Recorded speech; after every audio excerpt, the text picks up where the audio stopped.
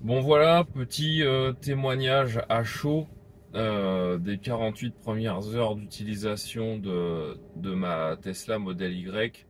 Alors je le fais à chaud parce que comme par définition de à chaud, j'ai pas envie de biaiser mon discours après y avoir réfléchi une semaine, tu vois. Donc voilà, 48 heures, comment ça s'est passé? Donc j'ai pris livraison de la voiture vendredi soir à Bordeaux, au Tesla Center.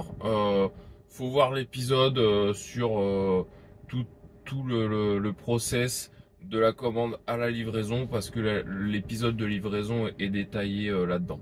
Donc là, c'est vraiment l'épisode sur mes premiers tours de roue en Tesla. Et donc les 48 premières heures, donc on a fait quand même 600 bornes en 48 heures. On a fait Bordeaux, la Corrèze, Poitiers, et là j'ai fait un aller-retour aujourd'hui au boulot quoi. Donc super cool, évidemment, première angoisse au superchargeur, comment ça va se passer et tout. Bah écoute, ça se passe super bien, hein. Tu branches ta bagnole, ça charge rapidement, wouh, c'est bien, c'est déjà chargé, salut, on y va. Donc non, non, c'est la classe. Franchement, pour rappel, hein, c'est une propulsion standard range, donc batterie LFP. Alors voilà, hein, t'as pas une autonomie de fou, mais ça charge vachement vite. Moi, j'ai expliqué pourquoi, ça me convient. Donc le premier trajet, 200, un peu plus de 200 bornes, je crois, entre Bordeaux et la Corrèze, principalement de l'autoroute. Alors bah déjà découverte un peu des réglages, tu vois, tu testes l'autopilot, tu regardes un peu ce que ça donne. Les réglages ils sont pas optimisés pour toi, pour ton style de conduite. En plus, bah j'arrive du thermique, donc bah je pense qu'il y a un temps d'adaptation aussi. Changement de modèle par définition de véhicule, hein. J'avais une Skoda donc avec régulateur de vitesse du groupe VAG. Bon, au début tu te bats un peu avec la voiture, tu vois, elle te met des coups de volant pour bien rester dans la ligne et tout. Voilà, moi après 600 bornes, enfin bien avant, mais du coup là au bout de 600 bornes, si tu veux, je constate que j'ai vite supprimé l'aide au maintien dans la voie et ça me va bien. Tu vois, j'ai pas envie que la bagnole elle me foute des coups de volant comme ça. Alors c'est pas des coups de volant, mais tu sens les petits trucs comme ça, les petits slides. Donc déjà pour toi qui conduis, c'est pas toujours un peu, c'est pas super agréable, mais pour les passagers, ça te fout le mal de mer quoi. Donc moi j'ai désactivé le maintien dans la voie parce que j'en ai pas besoin, quoi, du coup. Euh, En revanche, l'autopilot adaptatif, ça c'est cool. Ça, je l'avais pas sur la Skoda et franchement, c'est bien. Alors, tu modifies aussi un peu tes réflexes de conduite, tu vois, sur l'autoroute. Moi, je m'aperçois que j'avais tendance peut-être à déboîter un peu tard quand j'arrivais au cul des camions pour doubler. Et du coup, comme il est adaptatif, le bazar, il te détecte le camion et pas, il commence à décélérer parce qu'il pense que tu vas rentrer dans le camion, tu vois.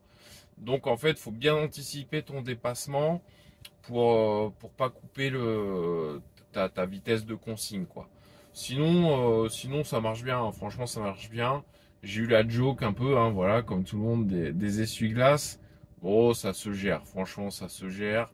Des fois ouais, tu sais pas pourquoi, ça se met en route, il fait beau, bon voilà.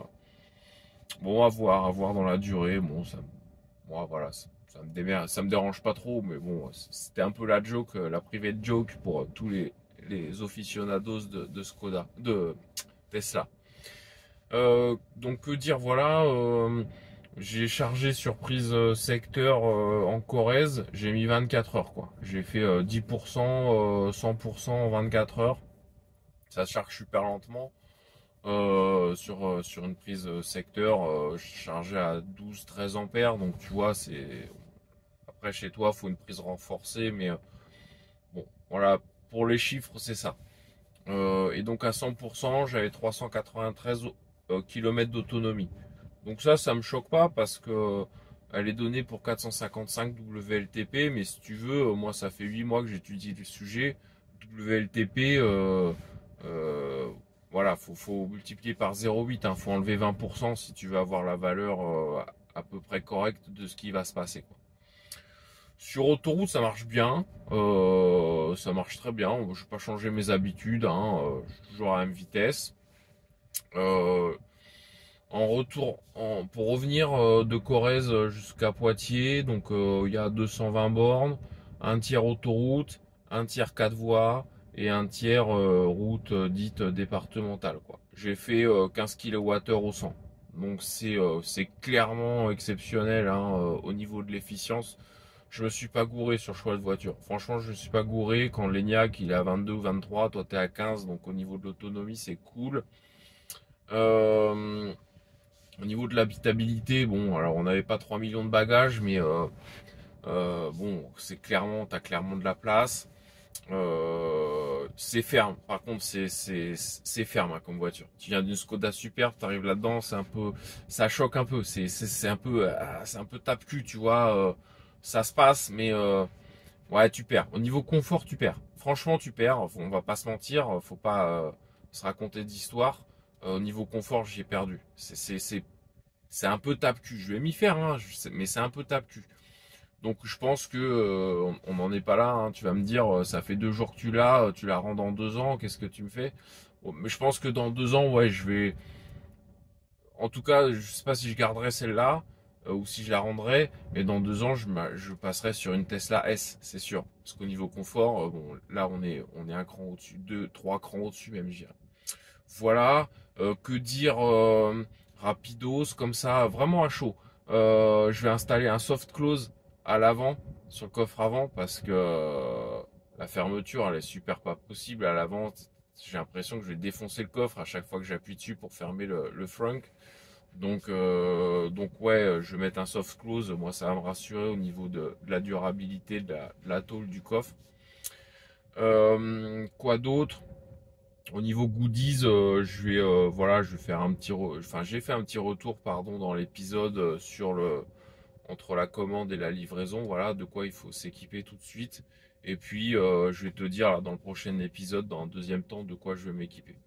Donc voilà, c'est cool. Sinon, bah je suis super content. Je me suis pas gouré. Franchement, je me suis pas gouré. Si c'était à refaire, je le referais. J'ai validé tous les postulats que j'ai posés. Le confort, c'est ferme, c'est un peu tape-cul, mais je le savais, je m'y attendais, j'avais essayé la voiture, donc pas de mauvaise surprise. Voilà, c'est that's it. Ouais, ça coche toutes les cases. Franchement, je kiffe la bagnole, ça cartonne. Donc prochain épisode, voilà, qu'est-ce qui se passe au bout d'une semaine, mon retour d'expérience au bout d'une semaine, quand j'aurai un peu plus mûrement réfléchi à plein de choses. Mais là, à chaud, je voulais vraiment te dire ce qui se passait. Voilà, et ben ciao dans le prochain épisode.